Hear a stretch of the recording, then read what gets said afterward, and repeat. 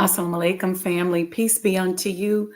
Welcome to the Sajdah channel. This is Sajdah's Monday morning motivation. We got a few things we're going to talk about today. Primarily, we're going to discuss how many of us are programmed to defend the matrix. And because of that programming, we can't see straight. We have no discernment. We can't critically think because we're so programmed not to. So grab your coffee. I got mine. I got me some decaf this morning, a little pumpkin oat creamer. It's fall time, y'all. And we'll be right back in a couple of minutes. Don't go anywhere.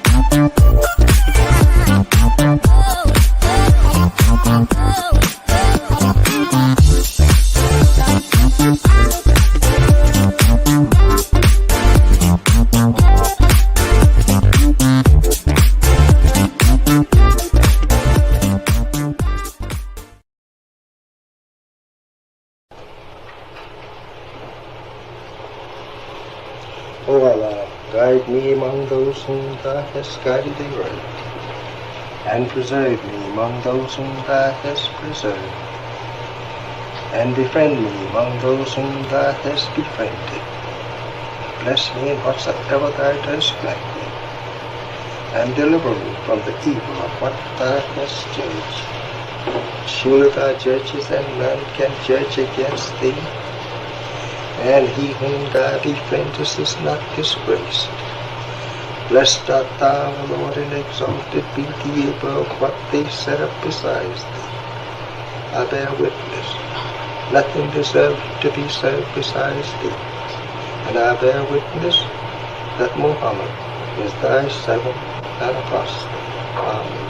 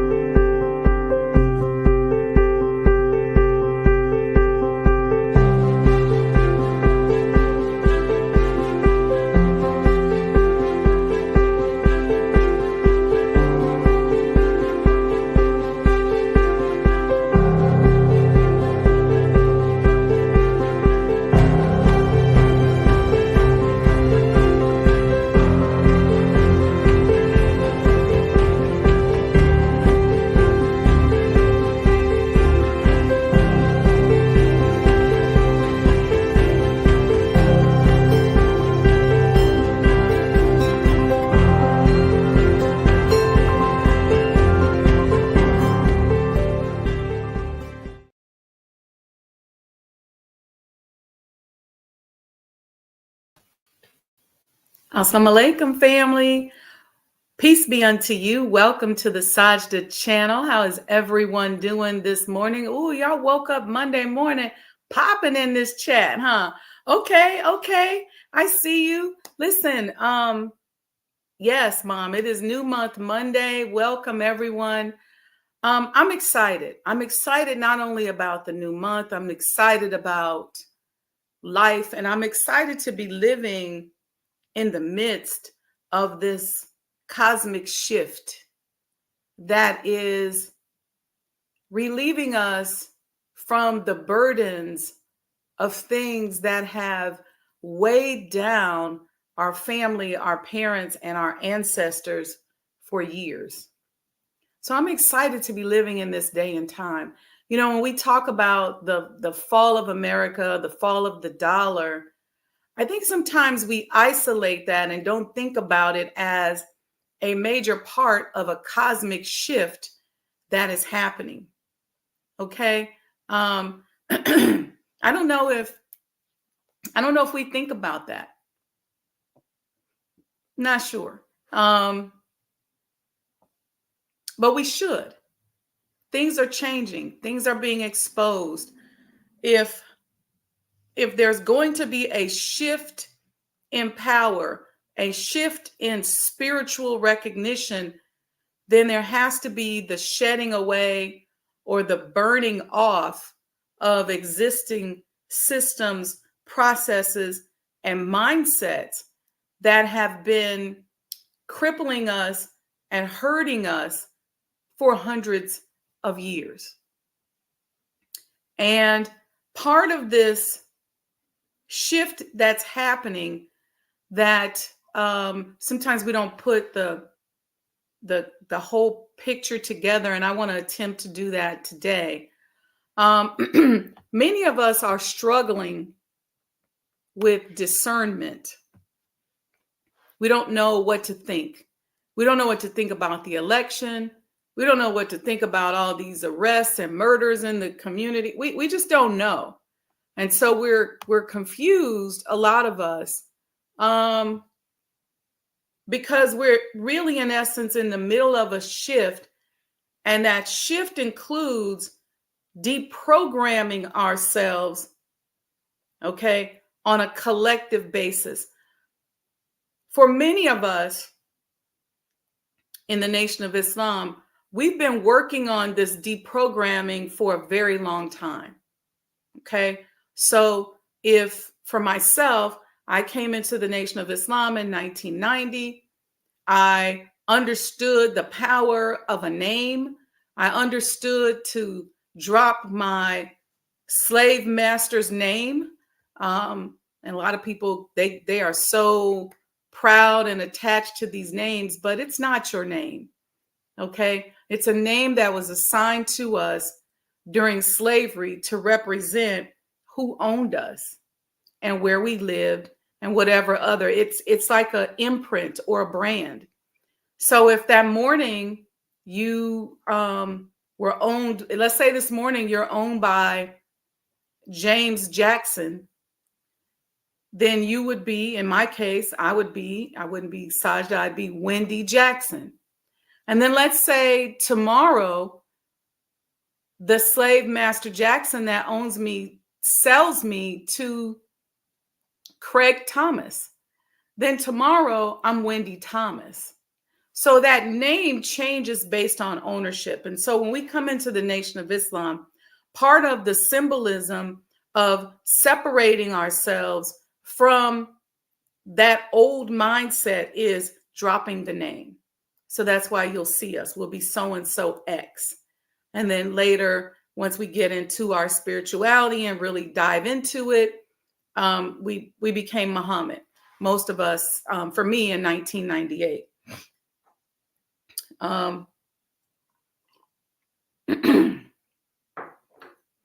And so the name Muhammad represents the spiritual journey, not only the religion, but it represents the original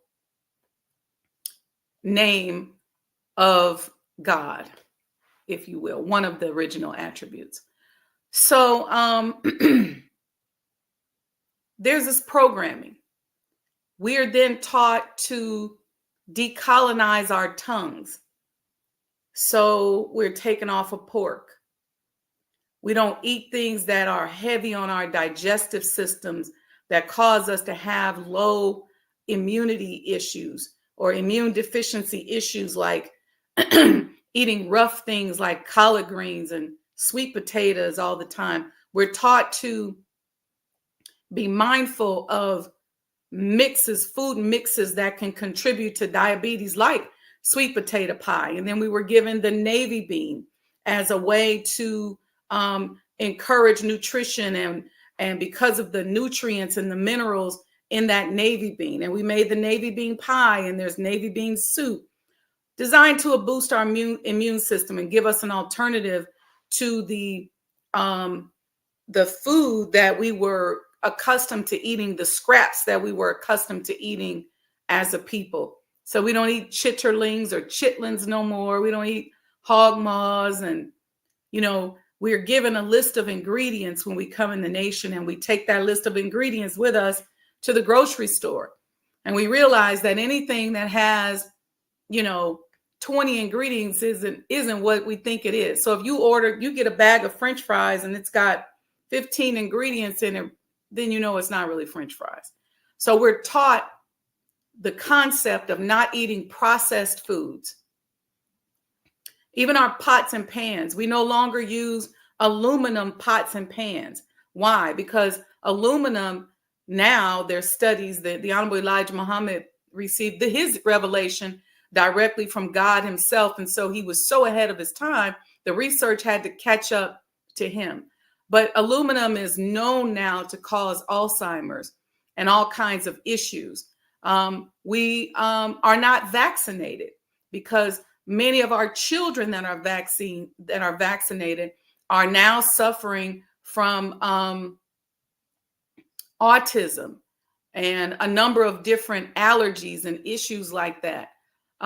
Even with a lot of the modern immunizations that they're just hawking all over the place, you literally can see the aging process occurring in people who are addicted to these vaccines. If they're tied into the matrix, and I'm sorry to hurt anybody's feelings, but this is just the truth. It's clear to see.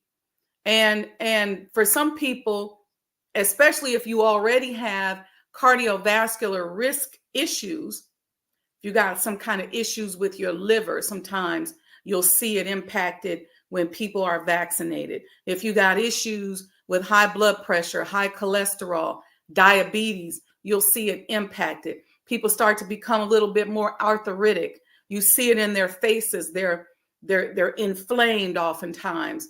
There's stiffness. There's a whole slew of studies that have been done, and the way they hawk in these vaccines is unbelievable. But so we're taught that our pharmacy is our kitchen. And so we're taught to be disciplined enough with our herbs, our spices, our food combinations, what we introduce into our bodies, because our food and our gut is one of the gateways to our brain. Okay, you got your eyes, you got your mouth, you got your hearing. All of these things are gateways, and your gut is it's why a lot of times when you feel nervous or upset, you feel it in your gut. And so we're taught to lengthen our lives and not shorten our lives, right? By introducing unnecessary chemicals. And a lot of these things are, and don't get me wrong, let me say this, there are certain vaccines that have been properly researched and that are okay to take. But then there are others that have not been properly researched. The challenge is the level of trust that you can or cannot have for an industry that is so rooted in money and finances that, you don't even really know what you're getting. And a lot of us go to these little clinics, you go to the pharmacy and you get a vaccine. It's not even a doctor's office, where when they inject you, if you had a reaction, they could do something about it. Or even where they would evaluate your overall clinical disposition and say, okay, this vaccine would be good for you and this wouldn't be. I remember when I started traveling to Africa, I went to see a doctor about the list of vaccines because I have allergies. And she gave me a full physical and said, okay, this one's good for you. This one's not good for you. I said, look, here's some of the alternatives that I'm taking. She eliminated about half of the list because of her clinical evaluation of me, knowing that they would be risk factors to me with allergies. But nowadays, I was just in CVS the other day and they were like, want a flu shot? Want a flu shot? Want a flu shot? I'm like, whoa, there's no doctors giving you the shot. You just go back to the back and you just take it and you go, well, let's hope let's hope it works out. You playing Russian roulette. Let me pray. That's not, we have to deprogram ourselves from the matrix. Okay. 99% of the people who get the vaccine still get sick. And then they say, well, it probably wasn't as bad as it would have been. You don't know that. You really don't know that. So, and this is not a vaccine conversation, but this is about being programmed by the matrix and how we have been taught against this programming for many years. And we've been practicing it, and it takes time. And so a lot of us right now, we're looking at the election, we're talking about vaccines, we're doing all this stuff. We're going, I'm confused. I don't know what to do. And most of us are making the choice based upon our programming. Okay. And so that's one of the things I want to talk about today. And then the last part I want to talk about is a lot of us are experiencing trauma because of betrayal. And I want to talk about how sometimes that betrayal is a reflection of our self-betrayal. If we have time, we'll get into that. If not, we'll pick up on that tomorrow. But let's go back to this programming, okay?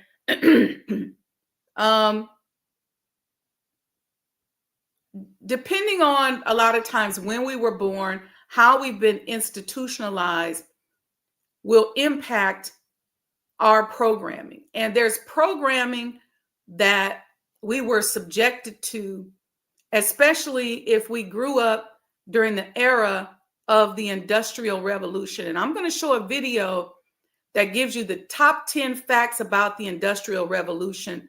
And I want to talk about that and how that has impacted our educational system and how it's impacted our everyday decisions, how it's impacted our ability to discern or not discern, how it's impacted our inability in many cases to do for self.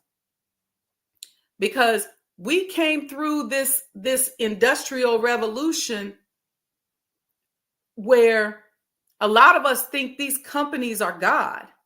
We really believe in these companies. So if certain company, especially if it's a name that we've known for a long time, like people like, oh, I want to get the Johnson & Johnson vaccine because you've seen that name for so long. But then that was the main one that was causing problems for people. We have created gods out of these companies.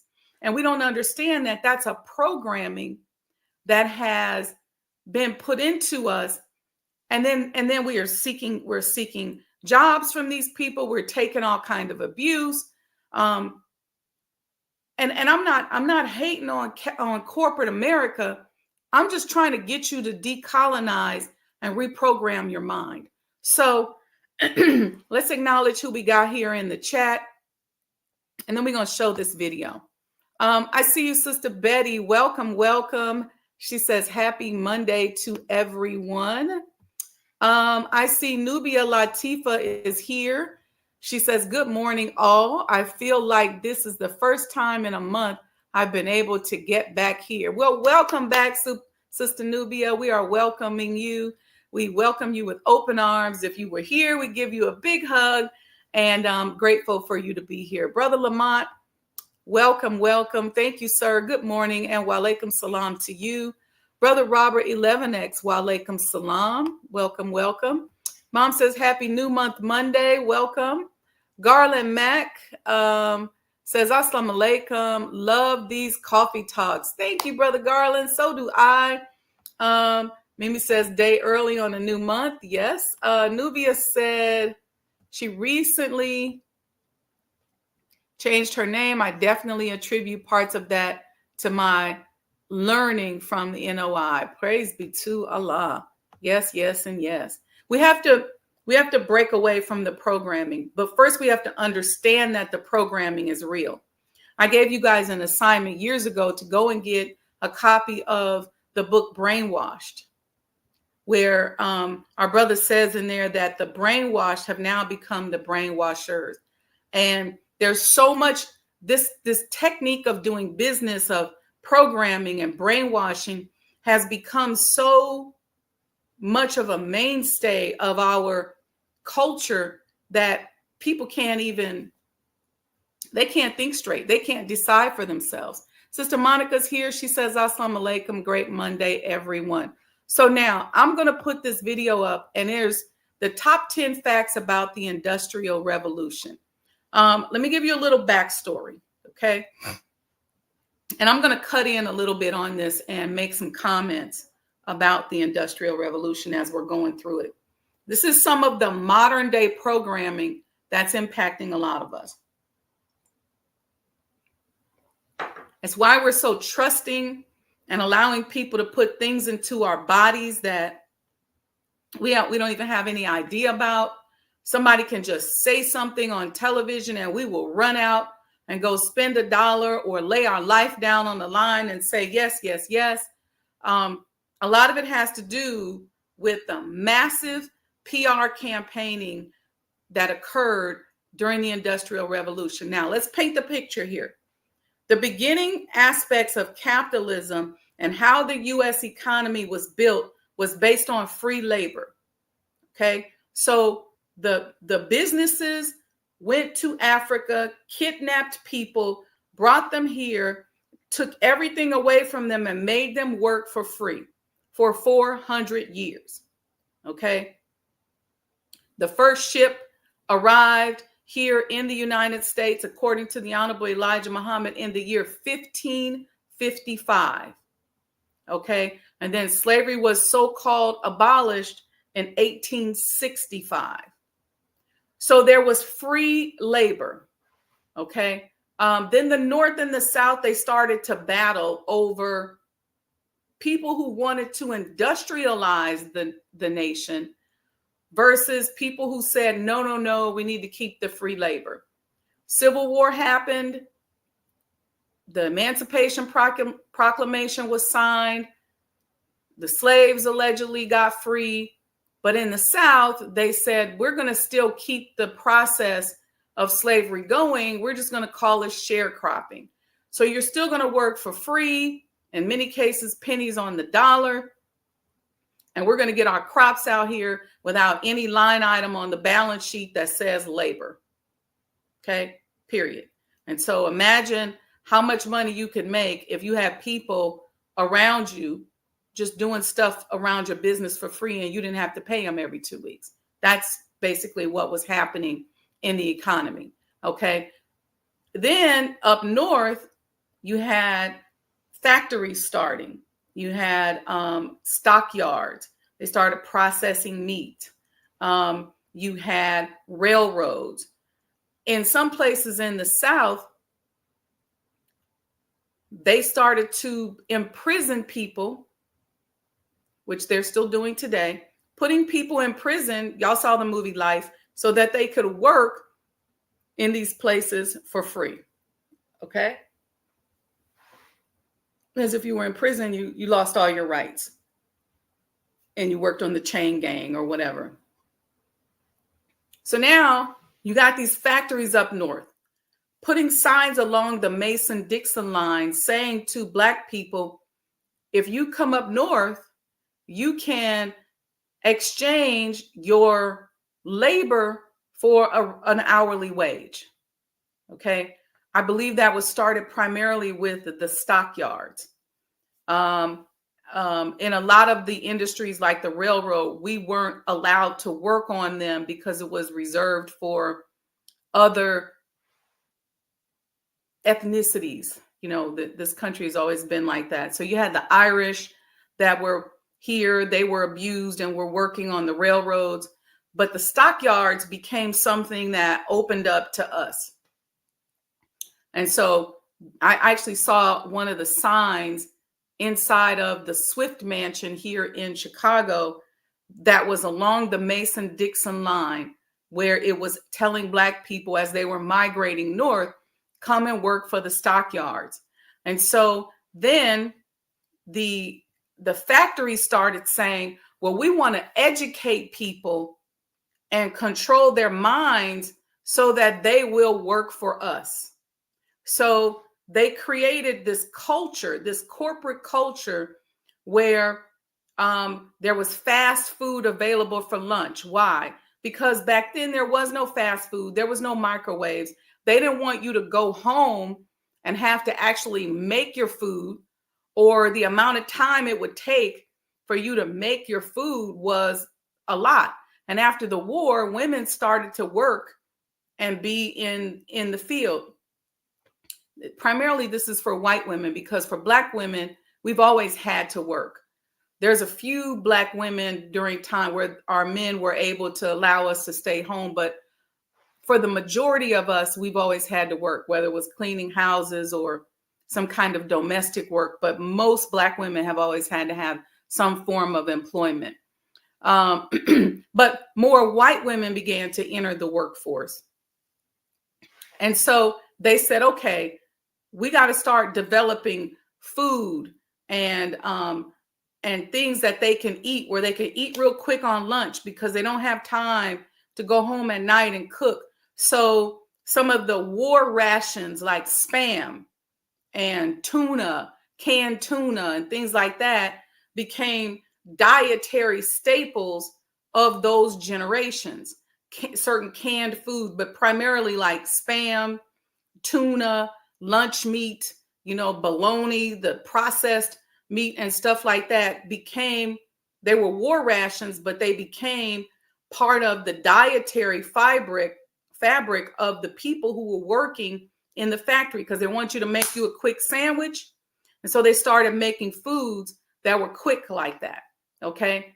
Again, I can talk about how that diet change then impacted us as a people. That's why most of us have high blood pressure and diabetes, because we started eating this fast food so that we can work.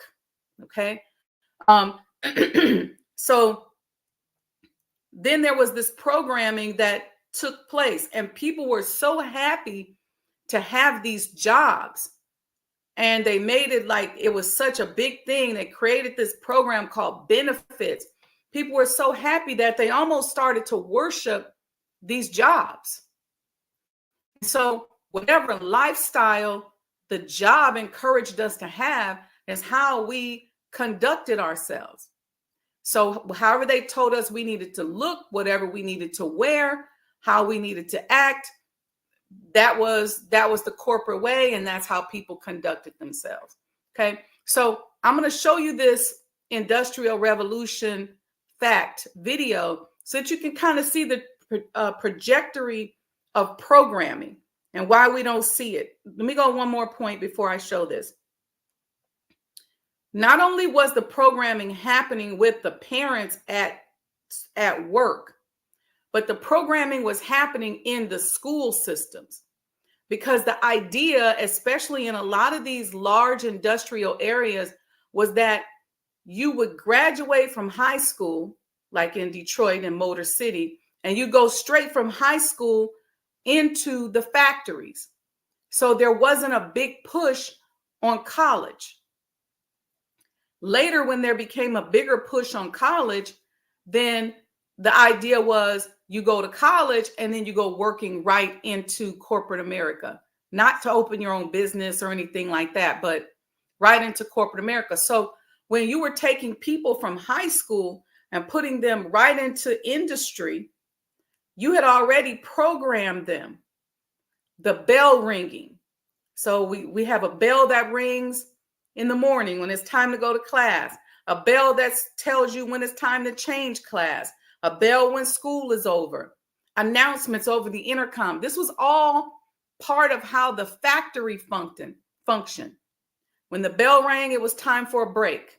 When the bell rang, it was time to change on the line or whatever. But this bell ringing concept, they got us programmed to that as children. So we started changing classes. We had a few minutes in between class, so we got the breaks.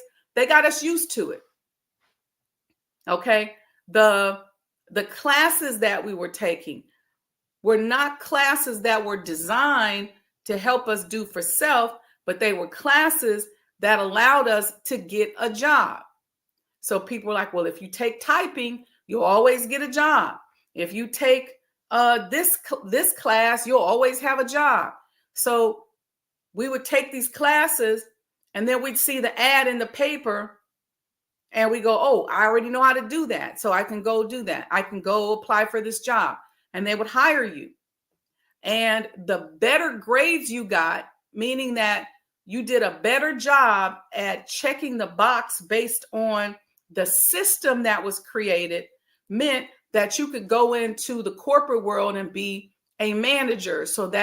So a lot of students went from high school and college into management trainee programs. Okay. So all of this is programming from the Industrial Revolution. Everything that we're doing is all about, in many cases, an offshoot, I should say, of the Industrial Revolution. This is why we can't think straight. Then you have candidates, and the companies would back the candidate that was most friendly to their business. And so then the propaganda around that was created. And so they would do all these subtle things to make us more endearing to a particular candidate. And then they give us time off work to go vote because they know more than likely you're voting for the candidate that supported them. All right, so here we go.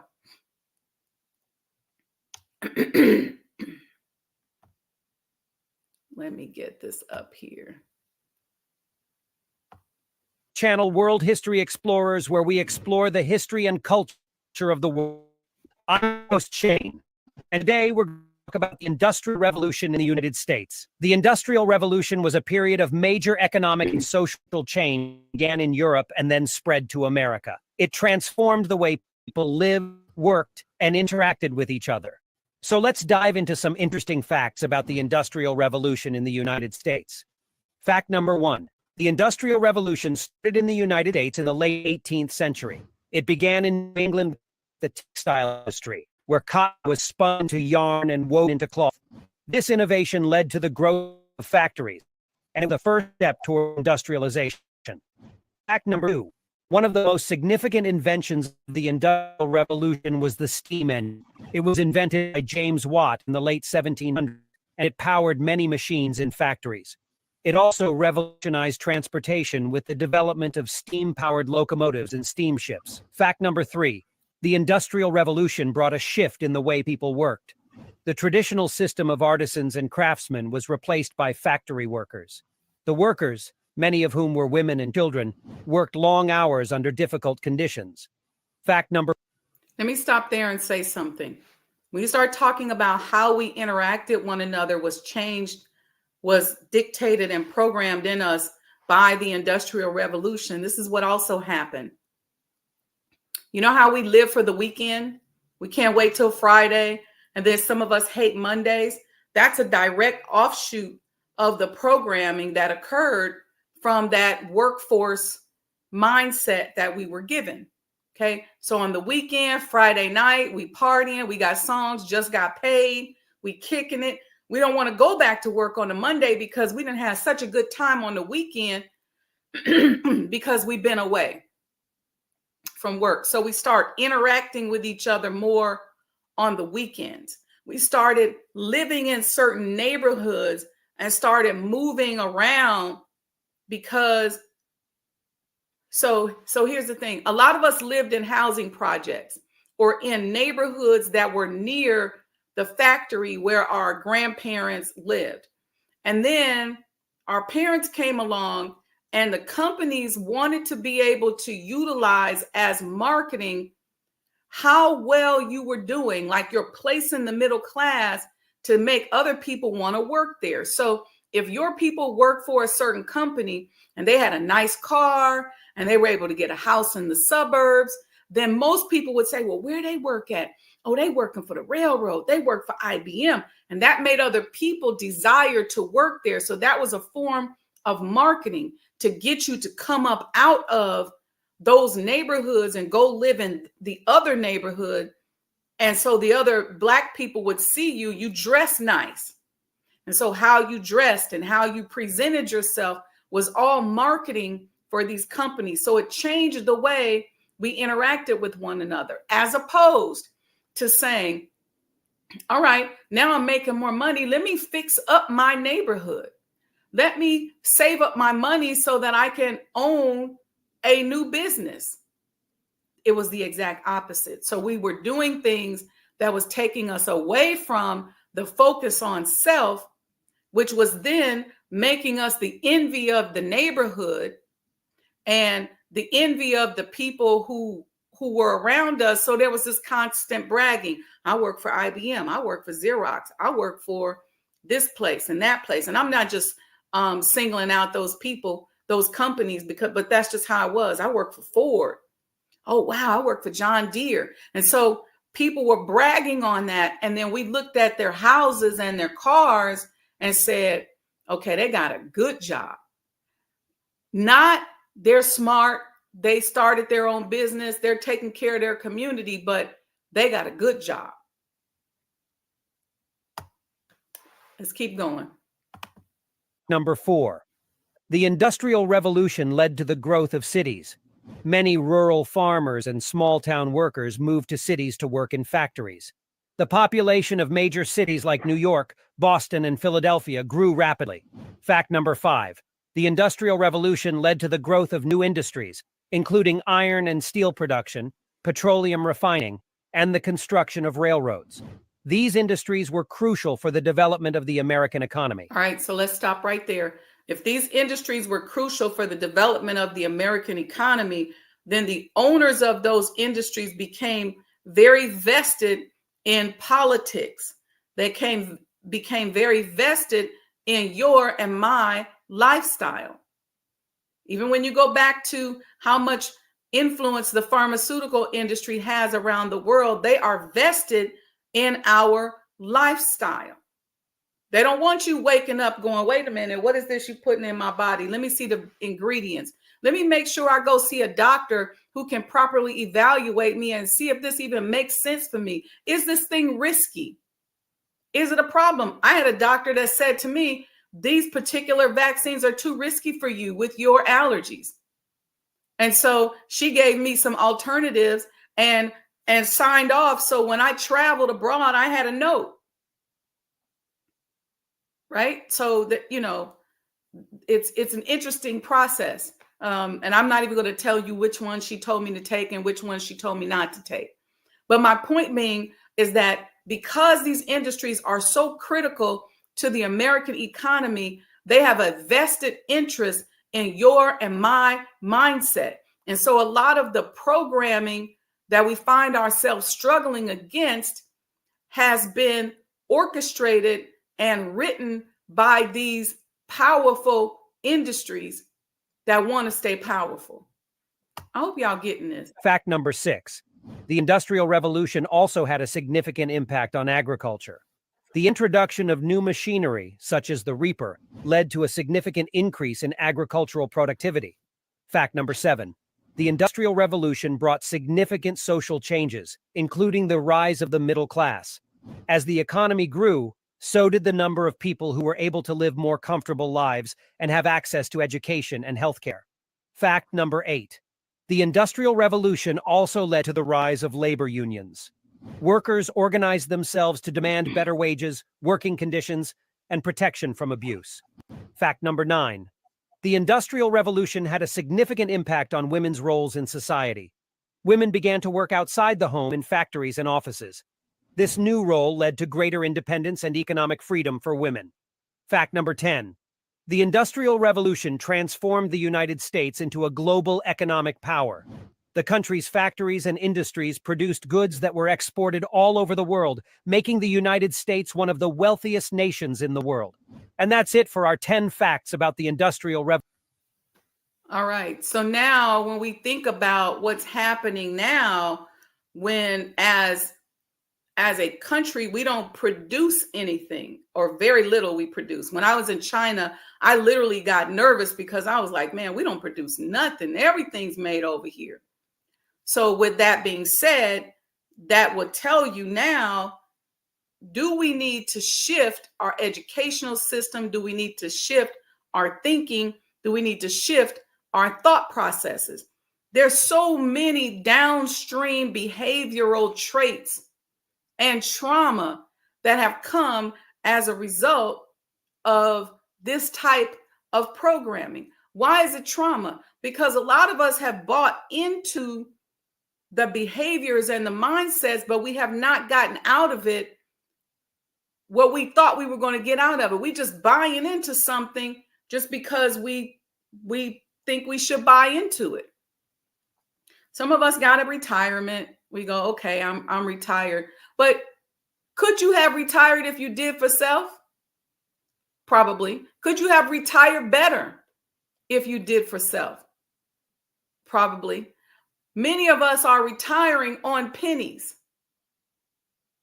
Pennies on the dollar after years of working in industry, in corporate America.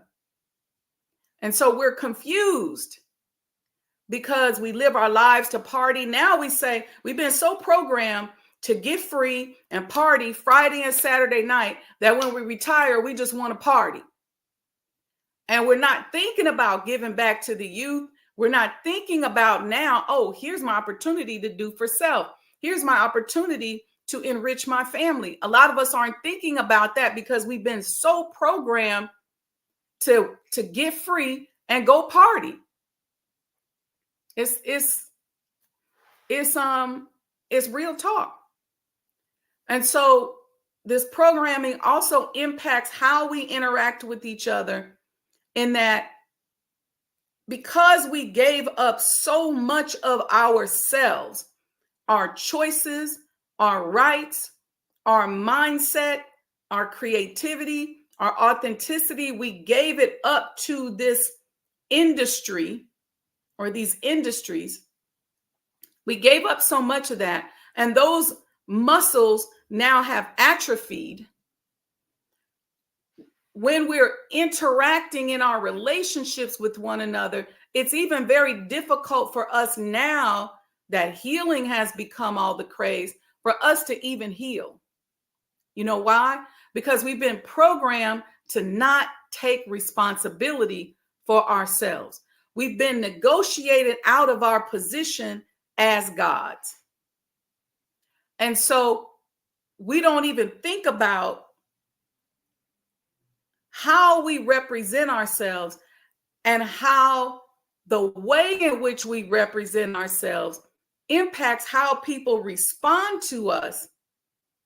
And when people respond to us in a certain way, we get upset because it may not be the way that we want them to respond to us, but it's the way that their programming is causing them to respond to our programming.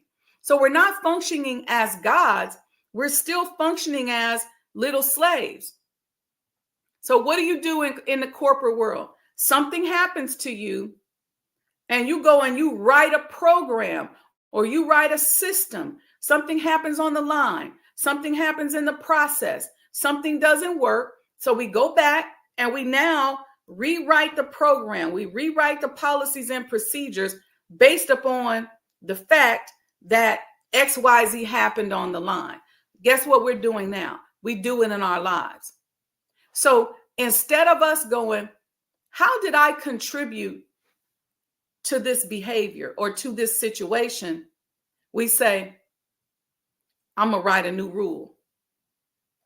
So we have this rule-based way in which we live our lives. Something happens, we create a rule. Something happens, we create a rule. So you see us worrying and searching. Every time we see something on television, we're sitting there worrying and searching to figure out how do we create a rule around ourselves to prevent that from happening to us. That's backwards thinking, y'all. We have to be thinking as gods, and we have to go into the situation, controlling our environment, understanding how our vibration influences the situation. And instead of saying, let me create a whole rule, going, okay, I was vibrating a little low there. Because what you're doing is you setting off stuff, but you don't want to take responsibility for it. So it's this corporate mentality. And if you were a good student, you probably practice this really well.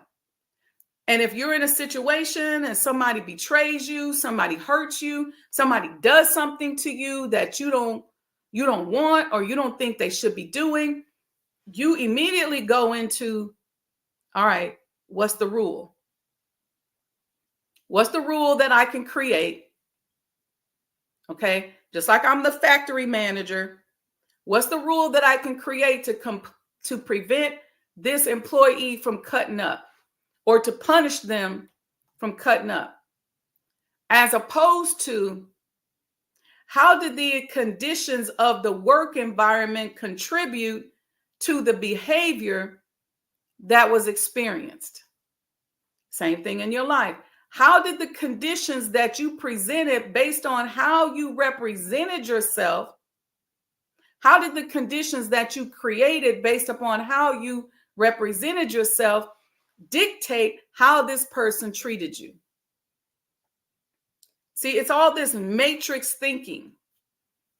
And so even now, when we're looking at the election, we're trying to figure it out within the context of the matrix. We're not thinking about, most of us can't even list out 10 things that we would want a candidate to do for us. We can't think about it. Or we haven't even tried. I would challenge you.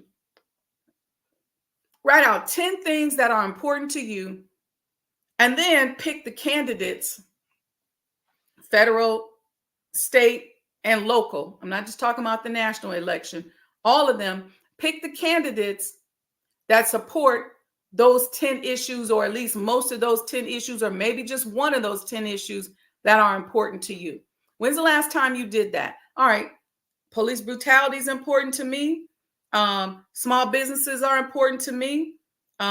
Economic development in our community is important to me. Whatever they are, whatever's important to you. A lot of people use terms like, and when you hear the language,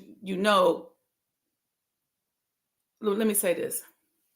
We did a show a couple of weeks ago where we talked about DEI being destroyed by lawsuits, right? This is a nod towards the dismantling of workforce development. Because what these people are saying is, don't develop no workforce for them. That's discriminating against us. So that's a challenge against the old school workforce development. What are we doing for people who are incarcerated, especially with the massive number of people in our country that are incarcerated, many of them falsely, many of them with excessive sentencings, many of them with issues not being addressed of mental health, whether their family didn't address it, whether the institution didn't address it. See, because in our families, especially with Black people, we wait on the school to say something. So if little Johnny got a mental problem, we want the school to tell us that. And we want the school to dictate to us how we should do it. And now they say, well, we'll give you a check. If you got a disabled child, we'll give you a check if you just allow us to tell you how you need to treat them. And so that's what we wait for. And then when they grow up and go out into society and they get put in jail, they go to jail and they just experiment on them and give them drugs and see how this works and, play around with their organs and all of that kind of stuff. And we don't say anything. And then they come back out and they come back to the community. We don't know what to do because we never took ownership of it. So that's important. I think the government should help us with that. There needs to be funding. That's an important issue to me. But just make a list. For me, I look strictly at what the Muslims want and believe. It's on the back of the Final Call newspaper. I believe that program needs to be presented to Congress. And I look to see how every candidate supports what's on the back of that, what's on that program, the Muslim program. That's important to me. Are we going to be supported in doing for self? Are you going to leave us alone so that we can open our businesses and introduce much needed goods and services into our community? Or are you going to support price gouging and antitrust laws that you have in place that you don't want to enforce? Don't get me started on that. Point being is, it's the programming, and we have to decolonize ourselves. We have to decolonize ourselves in every single way. We have to decolonize our tongue meaning what we put into our mouth, what we say out of our mouth. We have to decolonize our eyes, how we see things, our level of discernment. Are we able to mathematically think? Probably not, because if you went to school during this industrial revolutionary period of time, you're not taught to mathematically think. There's no critical thinking needed when you're working in a factory. There's no critical thinking needed when you're walking into a corporate situation and the policies and procedures have already been written. You're not judged on how well you critically think. You're judged on whether or not you follow the rules and check the box. And we're doing the same thing in our lives. Same thing, it trickles right on down to our lives. That, you know what? I'm going to tell you what's even at the bottom of that.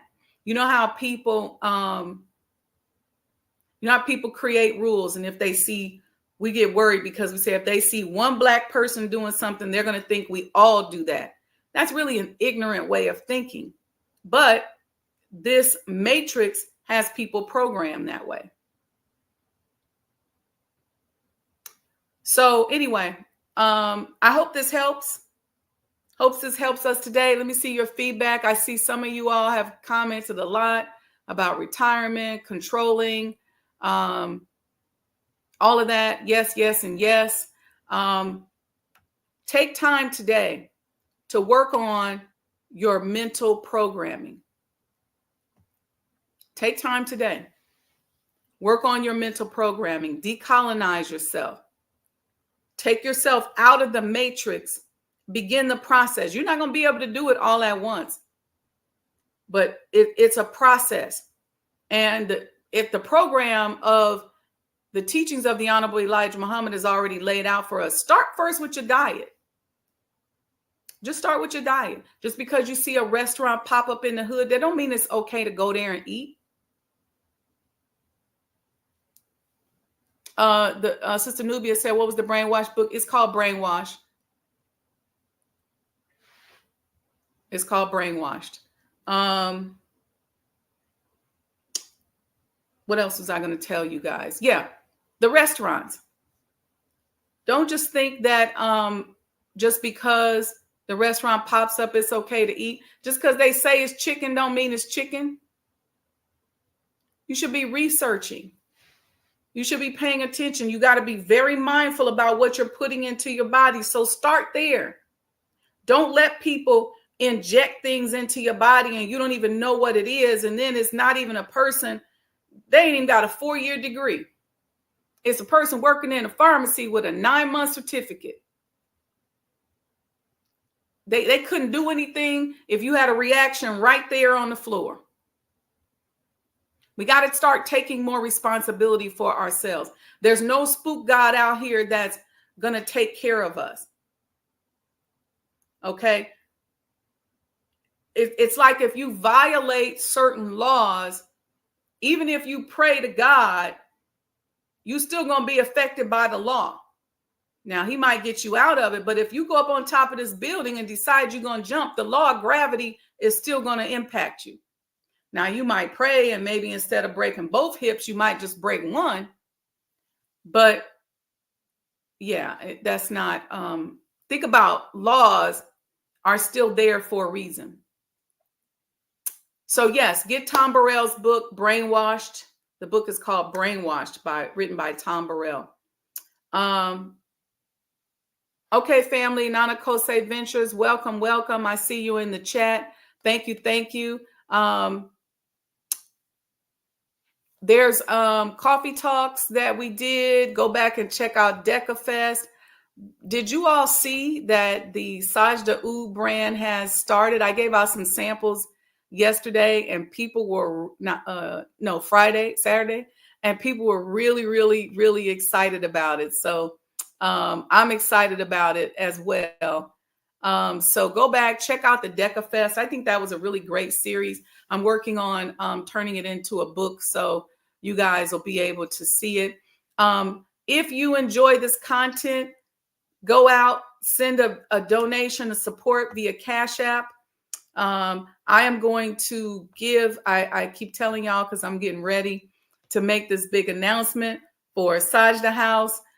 We got some things happening, but get your Ouds. We got some t-shirts coming out. The retail portion is going to be open to help with some of the cash flow because as you all know, this is a very expensive undertaking, and we look like, inshallah, we will be done by the end of the year. So we need your continued support. If you want to sponsor, send me an email, sajdahhouse@gmail.com. And I'm going to start showing you guys some videos of some of the work that we're doing. You'll be able to see that, inshallah, starting next week. All right. Peace and blessings, family. May Allah bless each and every one of you. I'm wishing each of you more love, more goodness than you've ever experienced or imagined. Oh, shout out to the University of Illinois Department of Religion. I was blessed to host them Saturday. We took them to Mas Mariam. They toured the National Center campus. They got a chance to see the rehearsal for the classical concert that our students were putting on. And then they came to the Honorable Elijah Muhammad House Museum. They enjoyed some bean pie and some bean pie ice cream. Y'all know we got the Sajdah ice cream, courtesy of Brother Yahya and Sister Nataki at Sean Michelle's homemade ice cream. It was delightful. We had a great time. We learned a lot. We created some friendships and some bonds. And that's what this is all about, right? Let's get up out this matrix and realize that we oftentimes have more in common than not. All right. Peace and blessings, family. Love you all very much.